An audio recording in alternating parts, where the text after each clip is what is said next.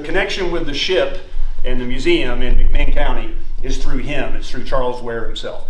He was born in Knox County, up in Knoxville, graduated high school up there. But the Ware family, his grandfather, great-grandfather, they were all here from McMinn County, and they're all buried, if you want to go see their graves, going all the way back to his great-great-grandfather, Allen Ware, out at South Liberty Church. And Allen Ware was actually the man who donated the land out there at South Liberty Church for the cemetery. So when his parents divorced in sometime around 1940, and he moved back to McMinn County with his mother. They lived here in town. Y'all know where Ohio Street is? It's right next to Hiwassee.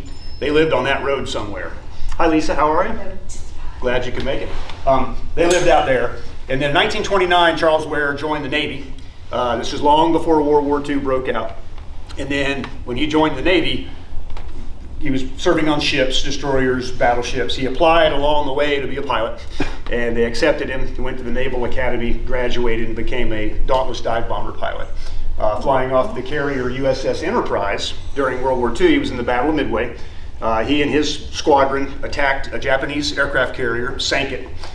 They in turn got attacked by Japanese fighter planes, were able to fight them off, and then on the way back to their ship, they either got lost or they ran out of gas.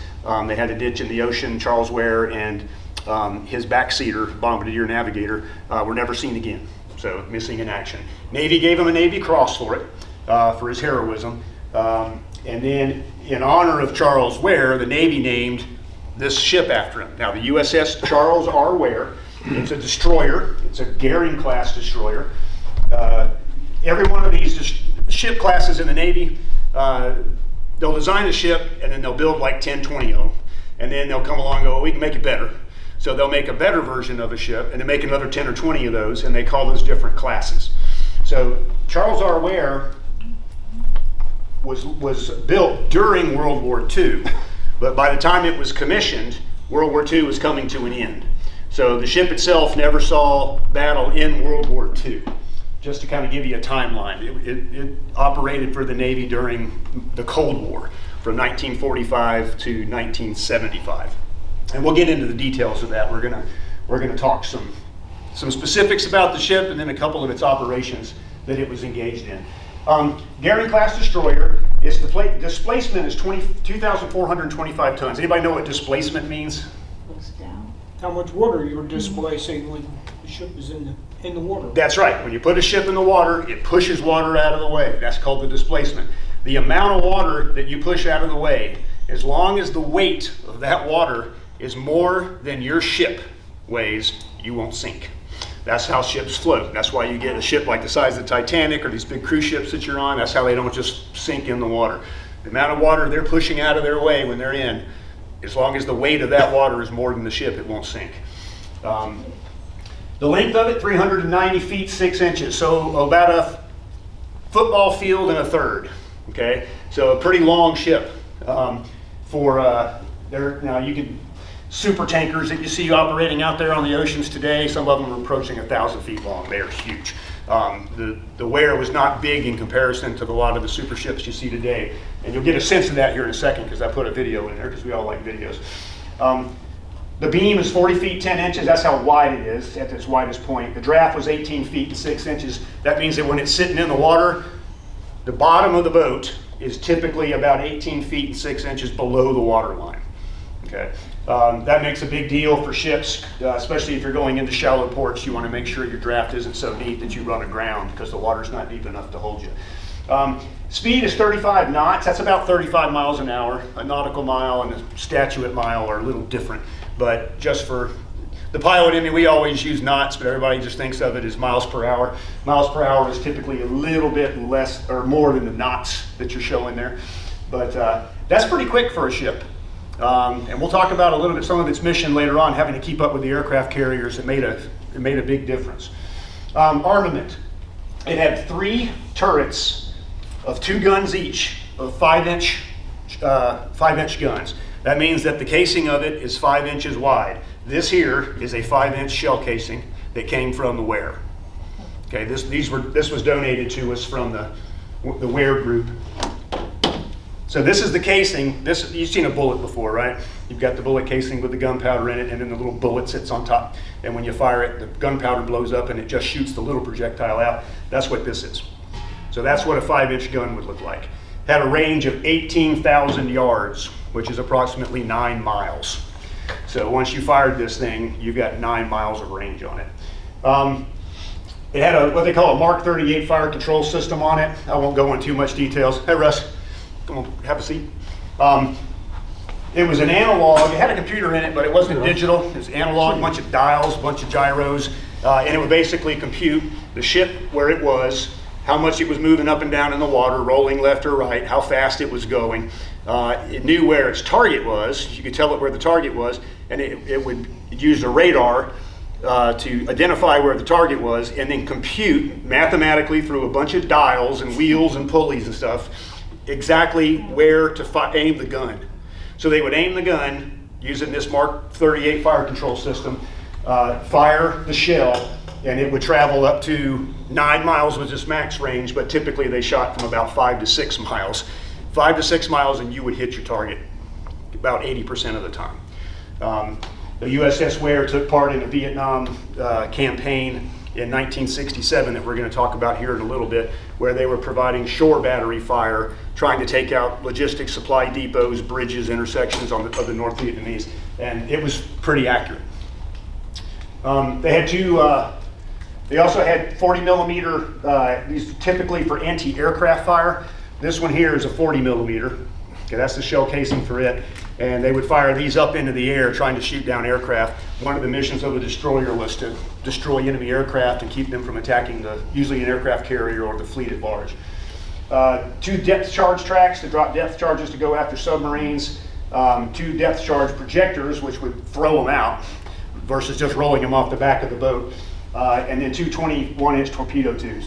This is how it was designed in 1945. It's going to go through a modernization program in 1961 to 62 to update the ship to more modern threats, particularly submarines. But it was designed to fight in World War II initially.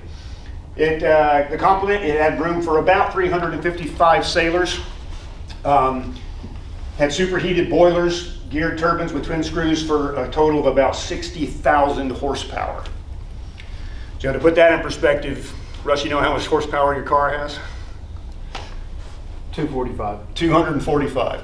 So 60,000 horsepower for this ship. That's how much energy you're generating. It would actually burn oil, fuel oil, to heat up boilers that had water in it, which is what makes steam, and that steam gets piped through the ship, and the steam is what's used to turn the turbines. So it's not burning fuel like gasoline in your car, like combustion. It's using the fuel to heat up the water, and the steam from the water is what's actually running it. It was built at Bethlehem Steel Yard in Staten Island, New York. Sorry, I don't know where that was. And it was commissioned in 21 July 1945. Commissioning just means that it's gone through all its trials, it's seaworthy, it's ready for its crew. They commissioned the ship and put it into operation.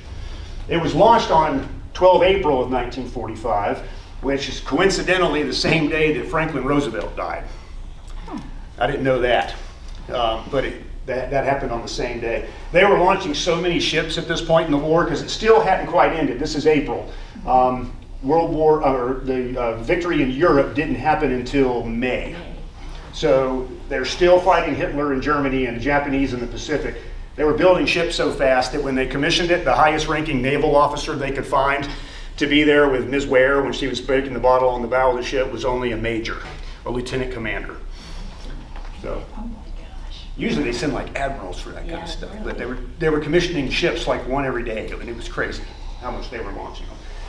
I found a video of the Ware doing a refueling operation in heavy seas. Now this is when you have a big tanker out there, much bigger than the Ware. The Ware will pull up to it. They will fire a cable from the tanker over to the Ware. The Ware catches it basically, to simplify it.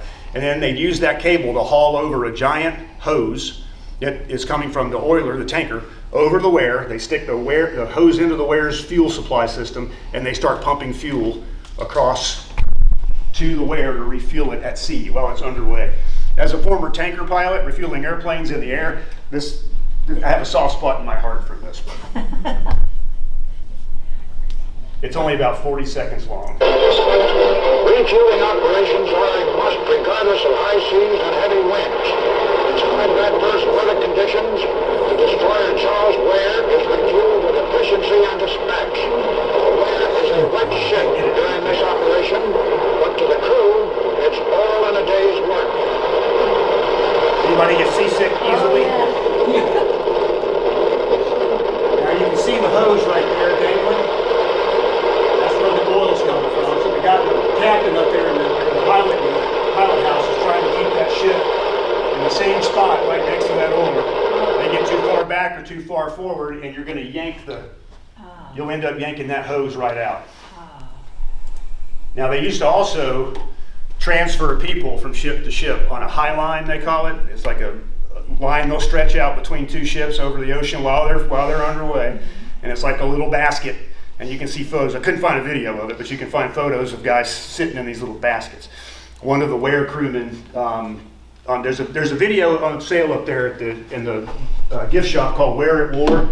It focuses on the Vietnam campaign, but it's all the eyewitness accounts from the actual Ware crewmen. We'll talk about them a little bit more at the end. They were transferring a chaplain from a ship over from the Ware over to another ship to do something that chaplains needed to do. I'm not sure what it was.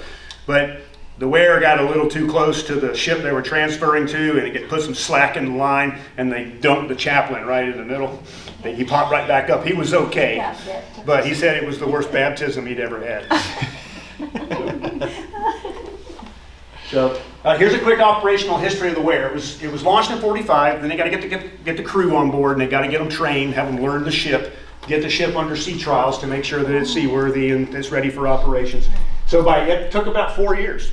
So by 1949, it set out mostly operated in the Mediterranean, Caribbean, and the Atlantic Ocean for most of its career. It only went to the Pacific for operations once, and that was in 1967 for Vietnam. It stayed on the European side of the world, for lack of a better description.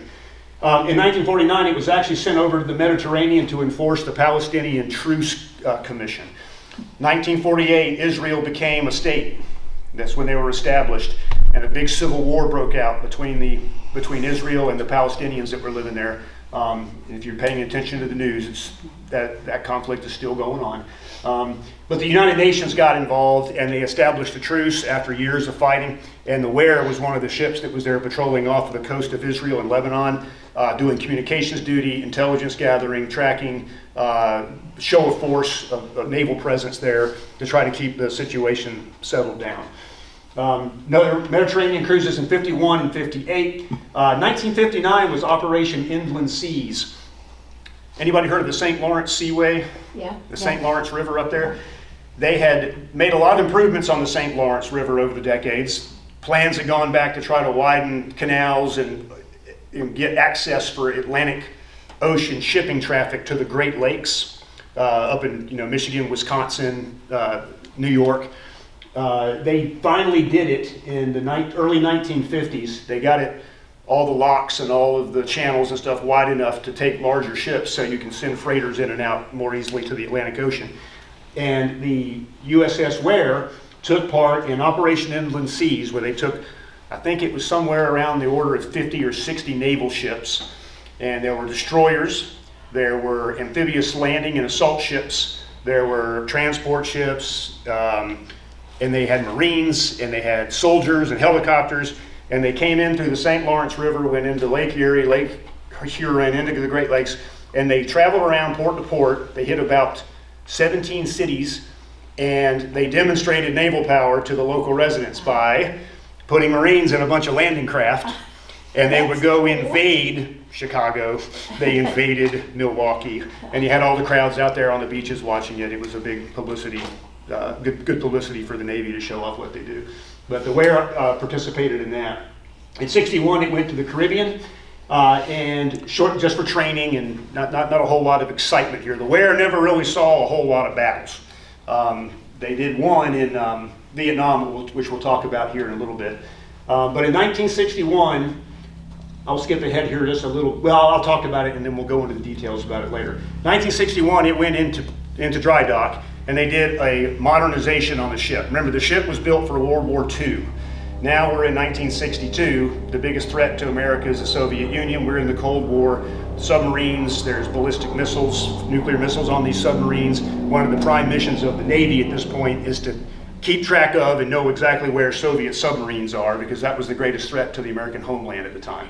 So they did a huge modernization on the ship to make it more effective in the anti-submarine business.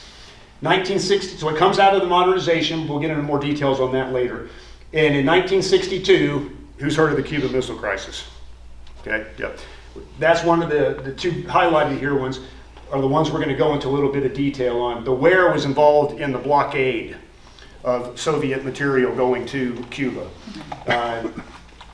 Lasted about a month. Most people think about the Cuban Missile Crisis as kind of a 13-day ordeal, which it was. But the blockade lasted for an entire month. They were making sure once the Soviets and the Americans had agreed on what the terms were going to be for removing those missiles, those ships stayed in place for the next 30 days to monitor and make sure that ships coming in were inspected, they weren't carrying anything they weren't supposed to, and that the ships leaving out better have had nuclear missiles on them going back to the Soviet Union. 1964, it operated in the North Atlantic. They were testing up in the Arctic Circle to see if aircraft carriers could launch airplanes in like minus 60-degree weather. They discovered very quickly they could not. But there's some photographs of the Ware, not the Ware, but the USS Midway, the aircraft carrier, and the aircrafts are just completely covered in ice. And they tried to see if they could do it, but too far north, and it wasn't possible with the technology at the time. 1967, the Ware finally gets its shot to go over to the Pacific. It was for the Vietnam War. They went over there to provide protection for the aircraft carriers and as well as to provide shore bombardment. We'll talk about that one more in detail. 68, went back to the Atlantic, just standard operations there, all the way through 1972, kind of a quiet operational history at that point.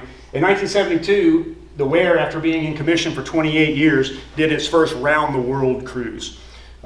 Here at the museum, the Ware crews, as they came off of their cruises, put together these things called cruise books. If you're ever interested, it's written by the actual crew members, photographs, and there's testimony of what life was like on that particular cruise, the places they went, et cetera, et cetera. Very interesting.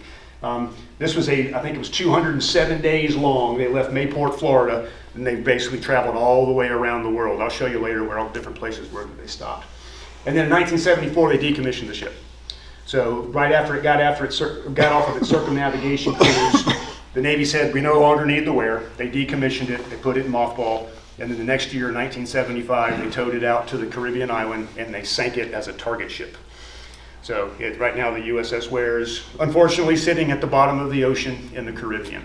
They used it as target practice, and that's how they sent her to her grave, was helping at least other sailors train. Since then, a lot of Navy ships have been sunk as target training craft, but also as artificial reefs. Some of our old aircraft carriers, they've sunk in shallower waters to give sea life an artificial reef in order to kind of help keep the oceans healthy. All right, so here's the modification we were talking about. It's called Fleet Rehabilitation and Modernization, or FRAM for short. That's what the Navy guys call it. It was completely rebuilt above the waterline. Anti-submarine rocket systems were put in there, acoustic homing torpedoes, nuclear depth charges. I didn't really know we had those, but back in the 60s, a depth charge is something you drop off the fantail of a ship. It goes down deep where you think a submarine is going to be, and when it explodes, it sends a shock wave out, water pressure shock wave, that is designed to crack the hull of a submarine. Now, the conventional charges, it's just gunpowder. Those are powerful enough and usually good enough to get the job done, which we learned during World War II. They were very effective against German U-boats. I couldn't imagine using a nuclear depth charge. They would have had to have shot this out far away from the ship, because the nuclear explosion would probably damage the Ware just as easily as it would damage the submarine it was going after. They took off one of the two 5-inch gun turrets, and the hangar deck was installed after the superstructure to accommodate something called a dash. It was a drone, one of the first drones the military ever had, anti-submarine helicopter. So they put a flight deck on it. Unfortunately, the program never worked. They couldn't get the helicopter to function properly, so they never deployed it. So the USS Ware ended up with a helicopter deck that was never used for the helicopters it was designed for. Reading some of the personal accounts from the members that served on the Ware, they did use that helicopter landing pad for church services, softball games, barbecues. It kind of became a recreation platform. Upstairs in the Ware exhibit, we've got 2 models up there, and it kind of gives you an idea of what the one on the left is the pre-modernization and the one on the right is the post-modernization. So here on the left, you've got 3 turrets. You've got the 1 5-inch back here, and you've got the 2 5-inches up here. This is basically a torpedo system here, and we've got a 40 millimeter gun sitting here. Now on the modernization, the 40 millimeter and the 5-inch. The 5-inch is still there, but the 40 millimeters, this battery of them went away, and that's where they put the helicopter landing pad. You can see that there. In the middle, the torpedo launchers went away, and this is where they put that ASROC. That's the anti-submarine rocket, and it could also fire depth charges out away from the ship, and missiles. You could put anti-ship missiles in it. And then they pulled this front turret off. They just left the one. And this is where they put anti-submarine torpedoes, nuclear depth charges, et cetera, et cetera. So it doesn't look too much different, but most of the videos you'll ever see of the Ware, it's in this configuration because this is, it spent more of its time as it did the previous version. So we have both models up there, so if you want, you can go take a look at both of them and see the finite differences to it. Okay, so here's the first one, the first operation I want to talk about, the Cuban Missile Crisis. I'll give a little bit of history of the Cuban Missile Crisis just to kind of let you know how important of a role the Ware and all the other destroyers, there were 22 total destroyers participating in the blockade, how important this was to basically the security of the world at the time. Everybody knows the Cuban Missile Crisis was the first time, or the only time in history where the United States and the Soviet Union came the closest to actual nuclear confrontation. On 15 October in 1962, a U-2 reconnaissance plane was taking pictures of Cuba. What happened in 1959? Anybody know? In Cuba? But Bay of Pigs, that was in 60 though. That was in 60. Well, what happened in Cuba? Castro came to power.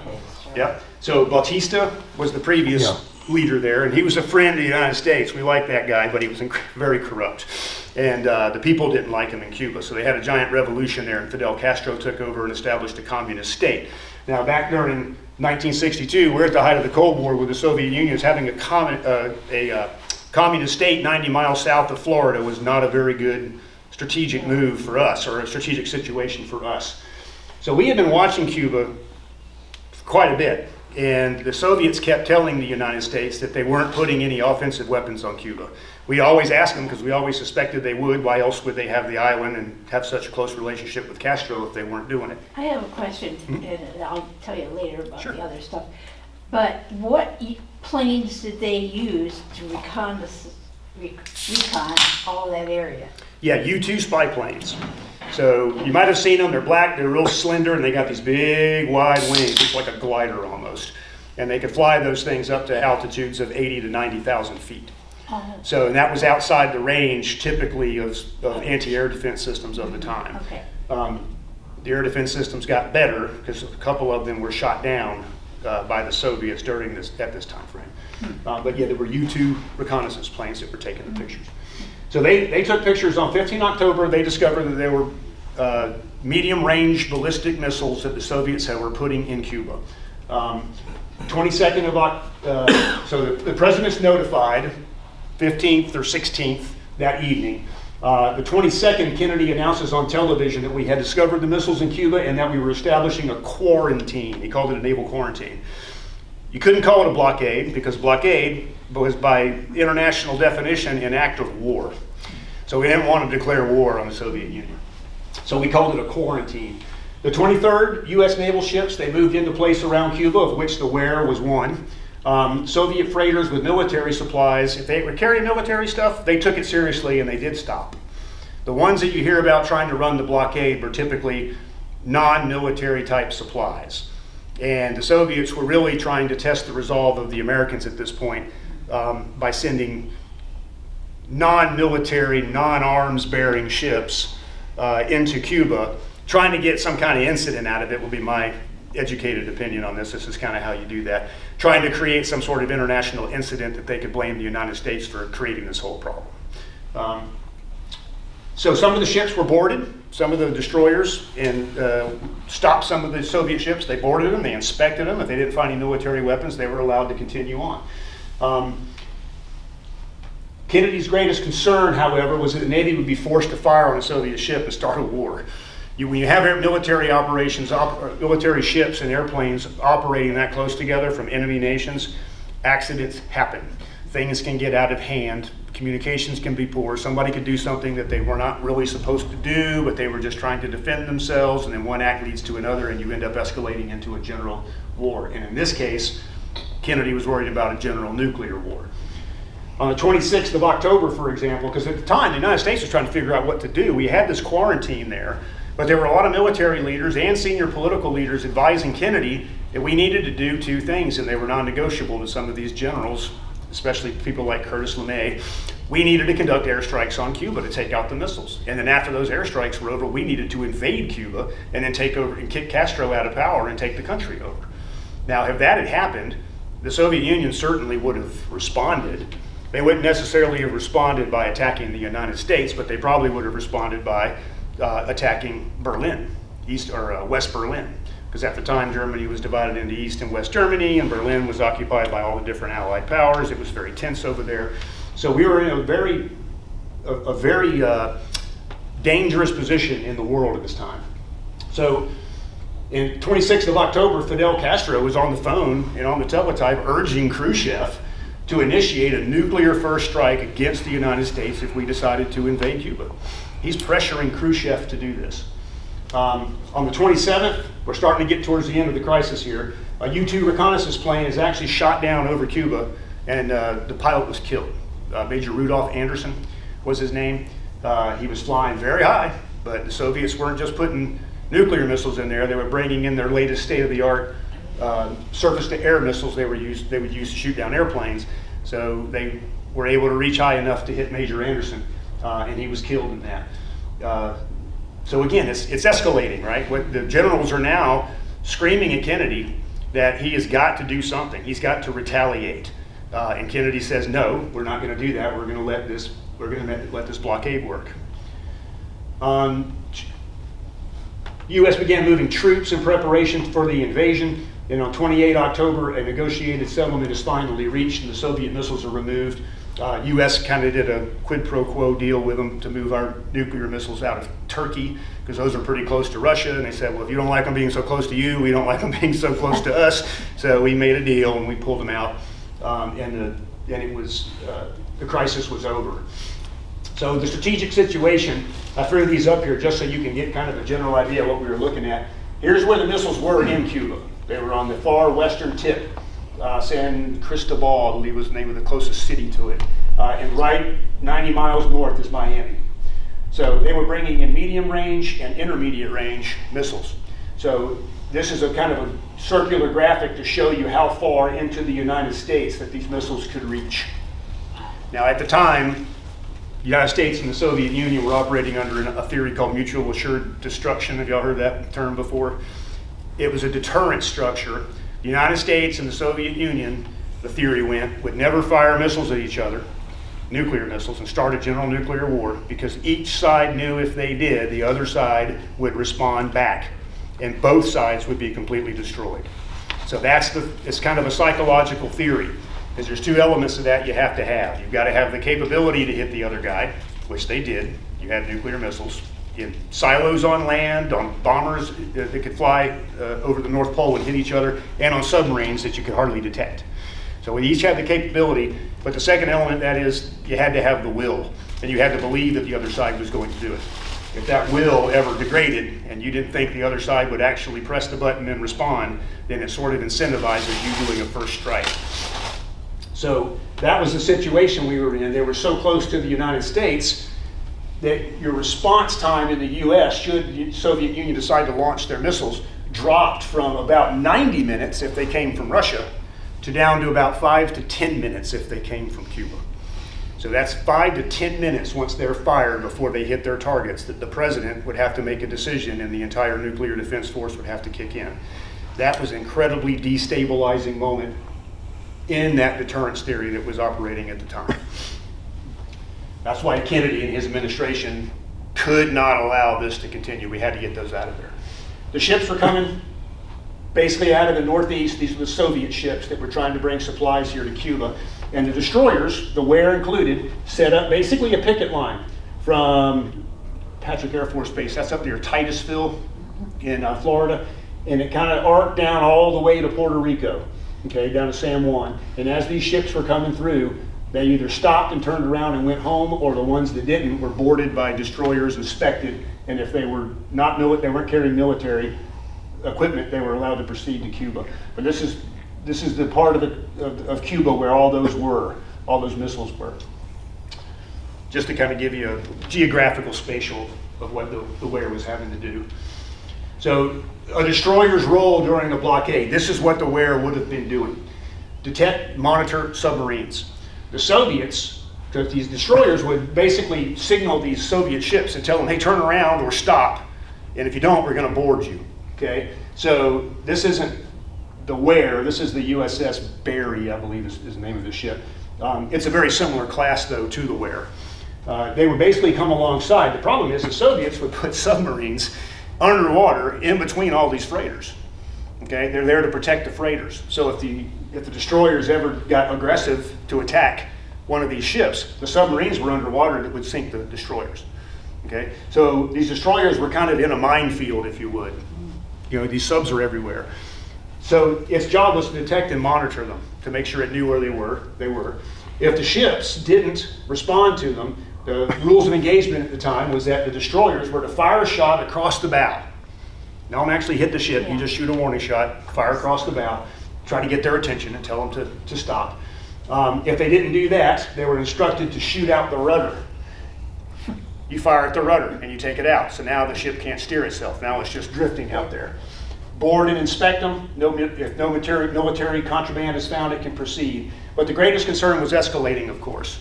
If we start firing and hitting Russian ships, the Russian submarines aren't just going to sit there and do nothing. They're going to attempt to defend their ships. And if they do that, the destroyers are going to attempt to defend themselves. So now you got subs shooting at destroyers shooting at subs, you start escalating into general war. That's how tenuous and dangerous the situation was. So that's what the Ware would have been doing out there. Any questions at this point? If you have any questions during the time, please feel free to raise your hand and ask. So, the Cuban blockade ended. After about a month, the Ware goes back to port, and the crisis is over. Oh, I have a quick question. Sure. Did we have subs in the water there too? We did. Okay. We did. And our subs were sitting out there. They're not getting in the mix of it. Some of them probably did. They were probably with our destroyers. All during the Cold War, Soviet Union and the United States conducted one of the most clandestine, secretive wars of submarines, chasing each other, tracking each other. In some cases, they sank. Okay, but they were kept very quiet. They didn't want this to become, there's a lot of controversy and a lot of secrecy and a lot of conspiracy that goes into some of these incidents that happened. Our very first nuclear submarine, the Thresher, sank on its maiden trials. They say that the pressure, it went too deep and the hull failed and it collapsed and crushed the crew and it sank. But there's many people that think there was a Soviet submarine that was trying to follow it, track it, learn about it, because it was the first nuclear submarine we had, and that it was actually collided with a Soviet submarine, and that's what caused it to sink. Same thing with the Scorpion. That was one that sank later in 1960s. There were Russian subs, another one that went down that was supposedly hit by another one of our subs, because when that sub went back into port, the whole front and the bow was all smashed up and nobody would talk about how it happened. And then a Soviet sub is sitting at the bottom of the ocean. The Soviets are putting two and two together. The United States isn't saying anything. So that went on for decades. I think there's a famous quote I heard somewhere that the Cold War, it was a war with no battles but only casualties. And that went on for about 40 to 50 years. So After that, about 5 years later, the Ware is sent to Vietnam to participate in what's called Operation Sea Dragon. This will be the second operation we'll talk about. And by 1967, we had about 400,000 troops in Vietnam at that time. And interestingly, if you read a little history of the Kennedy administration, 3 weeks before Kennedy was assassinated, he signed an executive order to remove all combat troops from Vietnam, from South Vietnam, and bring them all back home. 3 weeks later, he was assassinated. Shortly after Lyndon Johnson took office, he signed an executive order authorizing the deployment of what turned out by 1967 to be upwards of 400,000 troops. So here's Vietnam right here. It was divided in half. You had North Vietnam here, and you had South Vietnam in the south. South Vietnam was who we were defending. North Vietnam was a communist state that was trying to reunify the country and take over South Vietnam. This was predominantly an air war for much of the time. The only way to really hit North Vietnam was to launch bombing missions to destroy infrastructure, military sites, supply depots, ammunition depots, oil depots, that kind of stuff is what we were going after, their logistics. Aircraft would take off from Thailand. The Air Force had a bunch in Thailand and a bunch of bases in South Vietnam, and the Air Force would fly up and hit North Vietnam. But the Navy operated off of aircraft carriers, and they were stationed right out here in the South China Sea off of Da Nang, Vietnam, right where that red circle is, and they called it Yankee Station, because that was the northern one. There's a southern one down here, a southern task force of aircraft carriers called Dixie Station. So you had Yankee, Dixie. But Yankee Station was the one closest to the north, and they were launching and doing the predominant amount of bombing. Never stops. Relive the... So as the fighter jets would take off all the carriers and they'd go bomb North Vietnam, the destroyer's job was to do, again, patrol for submarines to protect the aircraft carriers. Supply interdiction, when they were, we'll talk about here in a minute, when the Ware was bombing the coast. Plane guard. Okay, the destroyers would sail right along the side of the aircraft carriers. Because when the aircraft carriers are conducting air operations, you're catapulting jets off, you're bringing them on and they're landing and catching the wires and coming to a stop. It's an incredibly dangerous and harrowing operation. I flew airplanes for 25 years. You'll never get me to try to land one on an aircraft carrier. I don't know how they do it. It's just terrifying to watch, let alone at night.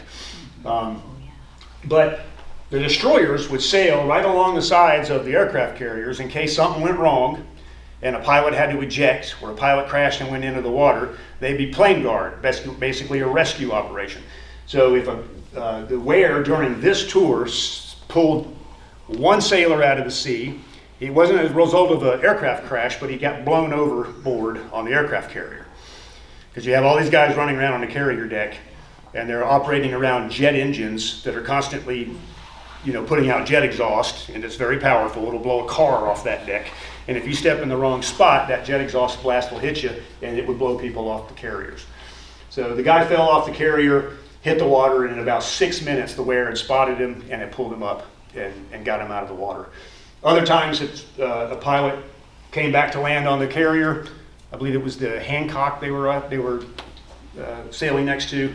The pilot lost control of the airplane. It was battle damage. He was flying upside down, and he could not get the airplane to roll right side up to land. So they told him to eject.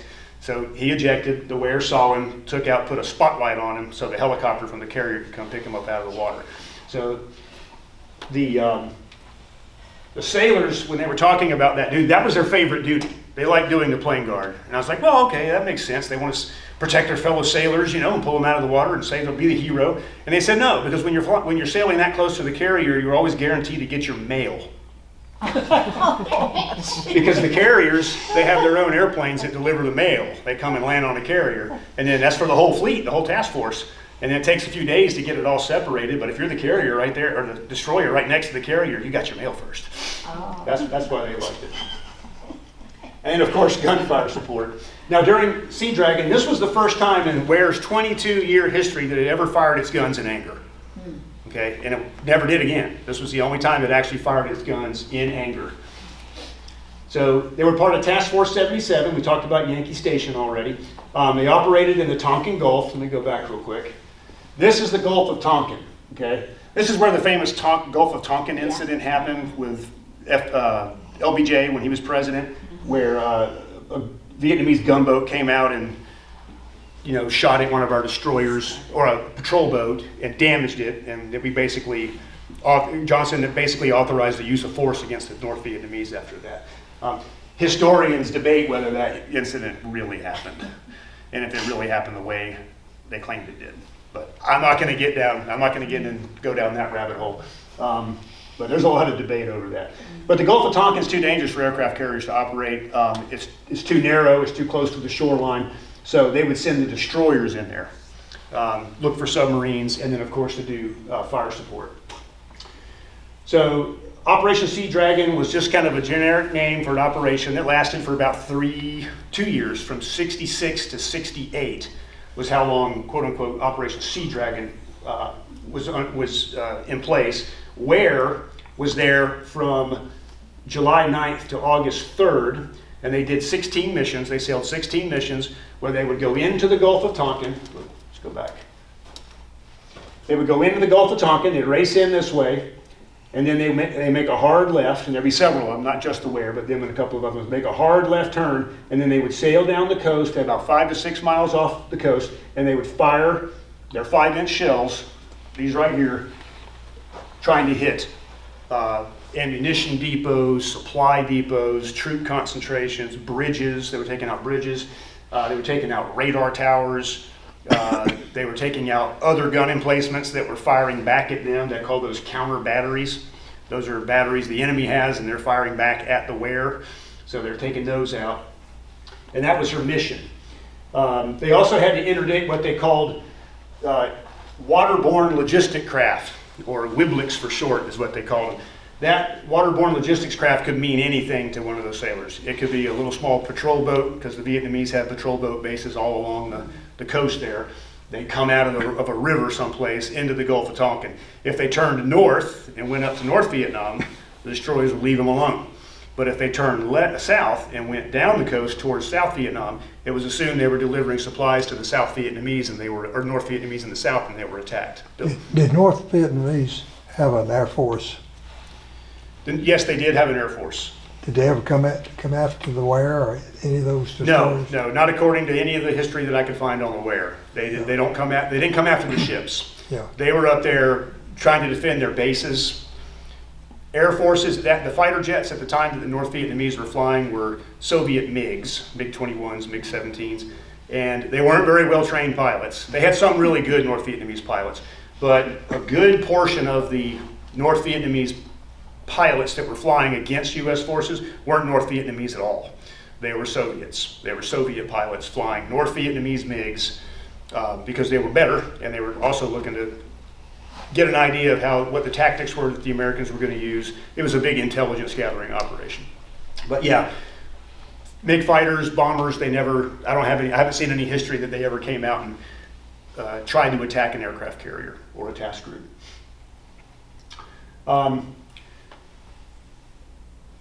During these 16 missions, Ware fired a total of about 1,045 rounds of 5-inch and 40 millimeter, 38 caliber 40 millimeter shells in Operation Sea Dragon.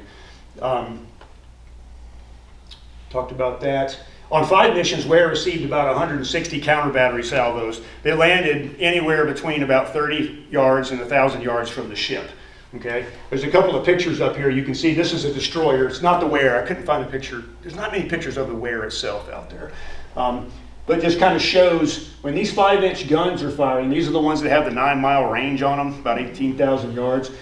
When they fire, that's a ring of fire that comes out of the barrel of that thing as the projectile is leaving. And then this is a photograph of a destroyer. This is in Vietnam. This is in the Gulf of Tonkin. This is during Sea Dragon.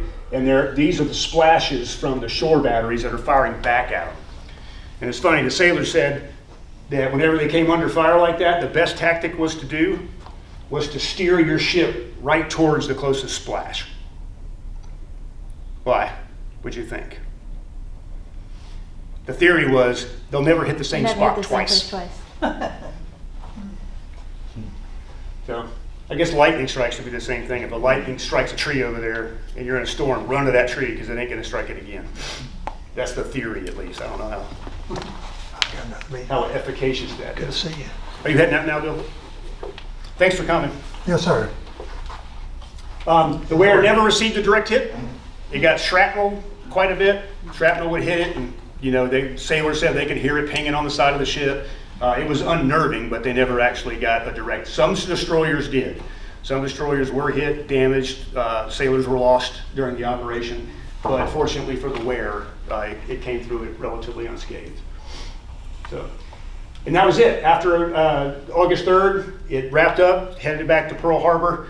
Ended up going back to the East Coast. It moved its home port from Norfolk, Virginia, down to Mayport, Florida at this time, and spent the rest of its career kind of quietly traveling the world. And its final hurrah, and this is one of the cruise books we have here. The crews are real proud of this. No combat. It was a peaceful year from 72 to 73. And they did their first ever round-the-world cruise. It was 207 days. They went all the way around the world. They left Mayport all the way down to Trinidad Tobago, to Brazil, over to Angola, down around the Cape of Good Hope. They stopped in Mozambique and Kenya, went up into Bahrain, into the Persian Gulf. Here, as they went to Jeddah, Saudi Arabia, to train and exercise with the Saudis.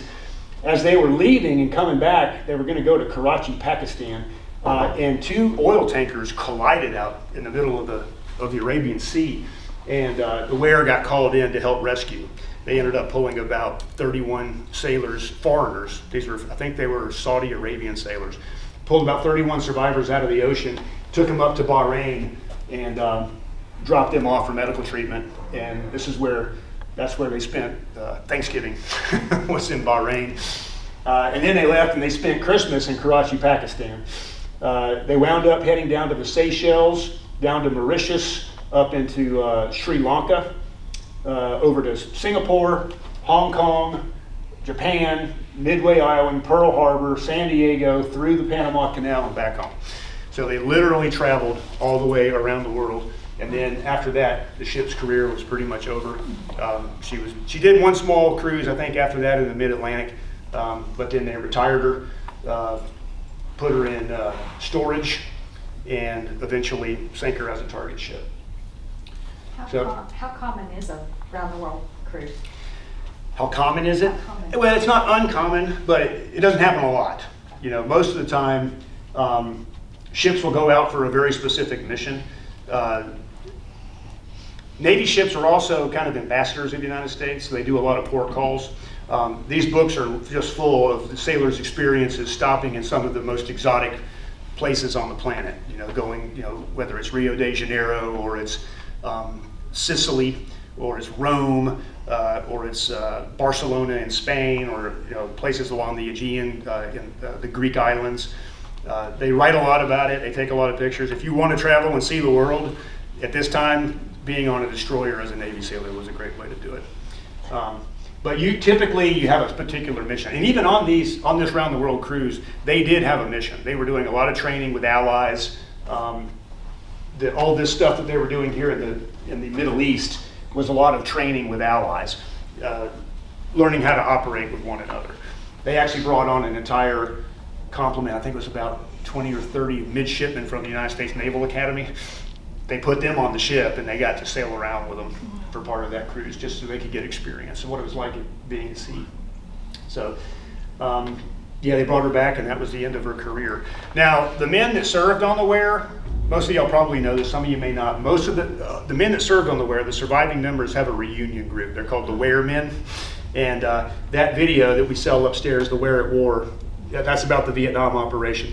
But that's the surviving sailors.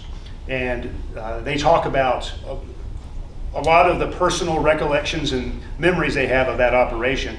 But they get together once a year for a reunion, and every third year they have that reunion here at the museum. So they consider us the home port of the USS Ware. So when they come back next year, what I did was, in doing research for this, I reached out to the National Archives, and I'm trying to get copies of the deck logs of the USS Ware for its entire career. So whenever a ship is at sea, they have the crew will log all of the day's events, everything specific that took place on a given day. They date it. Everybody seen Star Trek, captain's log, star date, blah, blah, blah, and he tells you what happened. Same idea. The Navy's been doing that for centuries. There are deck logs of the USS Ware out there for every one of his tours from 45 to 75. I'm gonna try to get a hold of them. And then next year when the Ware group is here for their reunion, I'm gonna do this presentation a second time, but I'm gonna try to have some of the members of the crew here with me that we can sit down and have like an interview panel. And as I'm going through the history of some of this stuff, they can chime in and say, oh yeah, I remember that. And then we did this, and this is what happened when the chaplain got dunked in the water. We all laughed about it, and he wouldn't bless us anymore. You know, it's like you get those kind of stories from them. They have something called a shellback initiation. Anybody ever heard of that? Anytime a sailor crosses the equator, they get initiated into the shellback club. I don't know where the term comes from, but I looked it up and did some research on it, and that's the term they use. It goes back hundreds of years, this idea that whenever a sailor crosses the equator, he gets initiated. It's secret. They don't really talk about what they do to the sailors on this. I'd love to hear some of those stories. So, but that's the Ware. Anybody have any questions? Does the museum have any parts from the Ware before they sunk it? We do. We don't have the ship's bell. That's what I would really love to have. We have a replica of it upstairs, but we don't have the actual ship's bell. But we do have, there's a gold plate. Let me see if I can find it. You see that gold plate right there? That was off of the Ware. It was put on there when it came out of Fram, out of the modernization. It shows its commissioning, its launch date, its commissioning, and then when the keel was laid. You can't see it on this photo, but down here it says when the Fram was completed. That plate actually came off. It was supposed to go to the Naval Historical Society or something, but it got lost, which I think is code for one of the crew members snatched it, and kept it in his house for years and years. And then when we opened up the exhibit, that crewman brought that to us and said, "Hey, you keep this." Wow. So if you see anybody from the Naval Historical Society, don't tell them we have that. They might come from. But that's a piece from the ship. And there's a lot of artifacts up there that sailors used on the ship that they brought with them, but that's a physical piece of what was attached to it. What do you think? How do you think our Navy in this day compares to what we had then? Comparing our Navy today to our Navy then, Yeah, technologically, we're almost in the middle of a Cuban crisis right now. yes, yeah, we are. Unless they settled it yesterday or something. I don't think they've settled it. In case y'all know, I mean, just to put the comparison, the Soviets just brought a ballistic missile submarine into Havana. Was it Havana, the port? Yeah. And that's a submarine that carries nuclear weapons. It's got nuclear missiles on it. And it's docked right now in Havana, Cuba. Now that's the same problem we ran into in 1962 with them putting land-based missiles there. They're still nuclear missiles. It's the same destabilizing move from the balance of power. But when you have that capability versus will thing, I think the Russians today do not. My personal opinion, based on what I read about it when I was an international relations professor at the Air Force Academy. So I read a lot about Cold War, nuclear deterrence theory. I don't think the Russians have the same belief that we're willing to use nuclear weapons in a retaliatory strike today that they believed we had then. So from a deterrence theory, that doesn't mean that the Soviets or the Russians are going to attack, but it also means that I think they were emboldened enough to put that ship there knowing that we didn't have the political will to respond very forcefully. So we'll see what happens. I think the submarine will probably leave in the next month or two and go back home. This is more of a diplomatic international signal poking America's eye. Or they might bring something else in. Or they could do that too. Again, not to necessarily start a war, but saying, if you want to fight, we're ready. Well, they're signaling their will Yeah. to us. We're willing to do it. And their generals have been saying for quite some time, especially in the war in Ukraine right now, that they are willing to use what they call tactical nuclear weapons Right. should NATO get involved in Ukraine, if NATO troops get put on the ground in Ukraine, combat troops. We already have advisors there, but let alone whether we start conducting operations against Russian soil. So they're signaling to the world, particularly us, that they're willing to use it. I am not seeing the same signaling publicly coming out of the United States. So I don't know what's going on in back channels. The Cuban Missile Crisis was resolved through back channel negotiation. It wasn't public. There was a news reporter, I think he was from ABC, who was in contact with a KGB agent who was operating in Washington, D.C., and they sat down at a coffee shop and met and hammered out the terms of what Kennedy would accept to get us out of this crisis. And that KGB agent left the coffee shop and back channel, he was a war buddy of Khrushchev, back channeled that idea back to Khrushchev. Khrushchev was trying to run a country where the entire Politburo was against him. They wanted to go to war. He was the only one trying to prevent it, according to his version of things. And the Kennedy administration never really knew whether they were communicating directly with Khrushchev or not. They weren't calling each other on the phone. That capability didn't happen until after the Cuban Missile Crisis. The big red phone, that you hear about, that was established after this crisis was over. So these were all telegrams, and everybody's trying to guess what the other person meant. A lot of confusion, and there was kind of a near-run thing. But our Navy today versus then, technology-wise, we're far advanced than what they had back then. There hasn't been a surface warfare battle between Navy ships since World War II. It would be very difficult to win one, first of all, because the technology is just so good, it's hard to defend against it. So, Russ, did you have a question? I forgot what it was. Okay, that's all right. All right, anything else? Nope, we're hitting right about an hour, so thank y'all for coming. I appreciate it. Hope you got something out of it.